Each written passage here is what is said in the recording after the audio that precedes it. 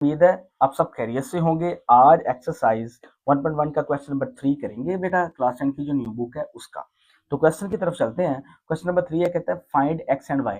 X और y की value हमने फाइंड करनी है।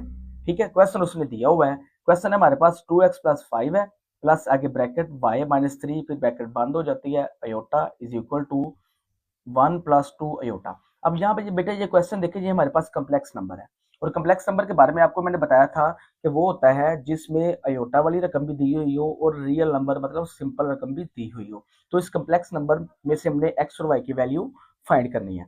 यहाँ पे देखिए बेटा, ये जो बगैर अयोटा की रकम होती है ना, उसको रियल पार्ट कहते हैं, और अयोटा वाली रकम को, हिस्से को क्या कहते हैं, इमेजिनरी पार्ट कहते हैं। हमने क्या करना है, रियल पार्ट का रियल पार्ट के साथ मुआवजा कर लेना है, कंपैरिजन कर लेना है, और अयोटा वाले पार्ट का इमेजिनरी पार्ट से आपने मुआवजा करके वैल्यू निकाल लेनी है बेटा। तो स्टार्ट करते हैं। सबसे पहले हमने लिखना है कंपेयरिंग रियल पार्ट, यानी हकीकी अदद का मुआवजा करने से, हकीकी हिस्से का मुआवजा करने से।